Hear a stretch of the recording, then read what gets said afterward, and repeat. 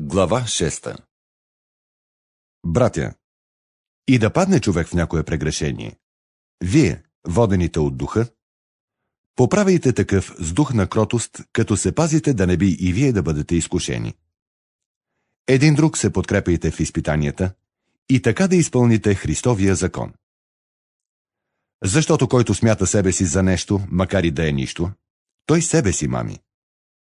Нека всеки изпитва делата си. Тогава той ще се гордее сам пред себе си, а не пред други го, защото всеки ще понесе своето бреме.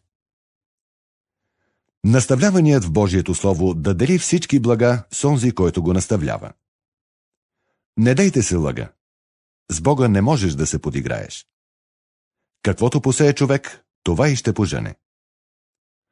Който се е в плътта си, от плътта ще пожене тление. А който се е в духа, от духа ще пожене вечен живот. Нека не се уморяваме да правим добро, защото навреме ще поженем, стига да не се обезсърчаваме.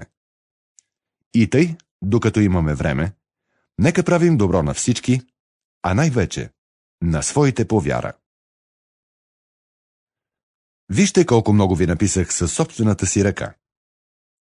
Тези, които искат да се понравят с обредна външност, те ви принуждават да се обрязвате, само за да не бъдат преследвани заради Христовия кръст. Защото и онези, които се обрязват, сами не спазват закона, но ви принуждават да се обрязвате, за да се похвалят с вашето обрязване.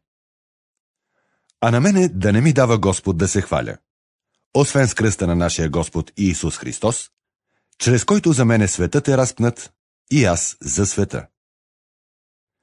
Защото за последователите на Иисус Христос нито обрязването има някаква сила, нито необрязването, а новото творение.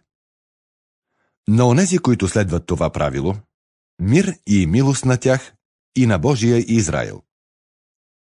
И нека вече никой не ми създава грижи, защото аз нося на тялото си раните на Господ Иисус.